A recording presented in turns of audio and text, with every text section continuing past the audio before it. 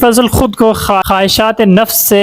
روکنے کے بارے میں۔ فَإِنَّ أَمَّارَتِي بِالسُّوءِ مَا تَعَزَّتْ مِنْ جَهْلِهَا بِنَظِيرِ الشَّيْبِ وَالْحَرَمِ،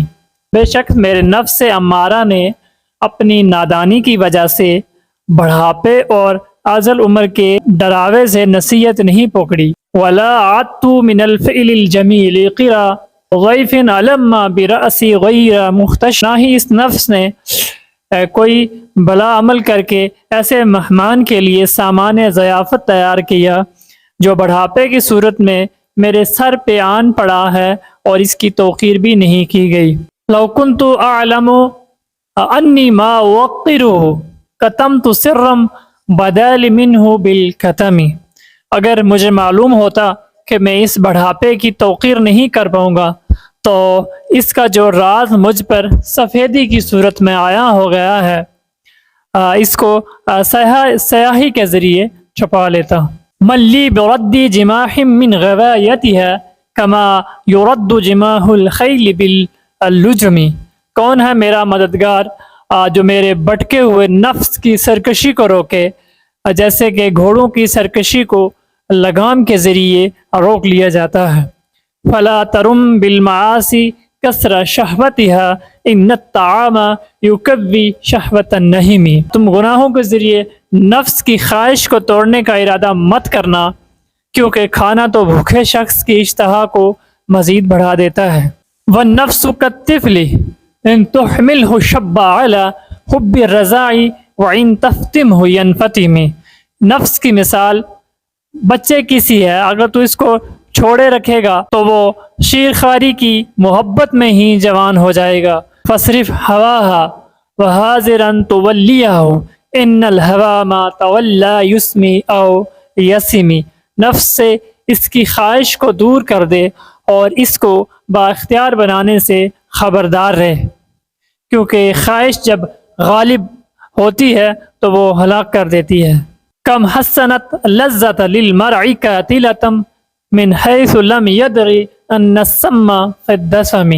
نفس نے کتنی بار انسان کی جان لیوا لذتوں کو عمدہ بنا کر پیش کیا ہے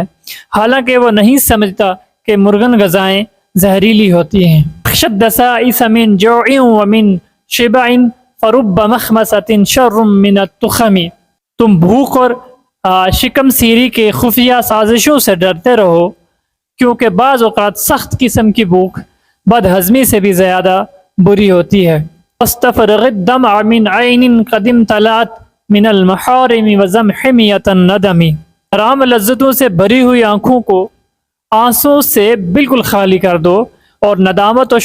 شرمندگی کے جذبے سے ان آنکھوں کی حفاظت کا لازماً اہتمام کر۔ وخالف النفس والشیطان واسہما وعنہما مخضاک النصح فاتہم، نفس و شیطان کے خلاف چلتے ہوئے ان کی نافرمانی کر اور اگر وہ دونوں تیری بے لوث خیر خواہی کریں ان کو تہمت کی نظر سے دیکھ۔ ولا تطیع منہما خصما ولا حکما فانت تعرف قید الخصم والحکم، تو نفس و شیطان کی طرف سے کسی حریف و حکم کی بات نہ ماننا کیونکہ تو دشمن و حکم کے ہیلوں اور فریب کو جانتا ہے۔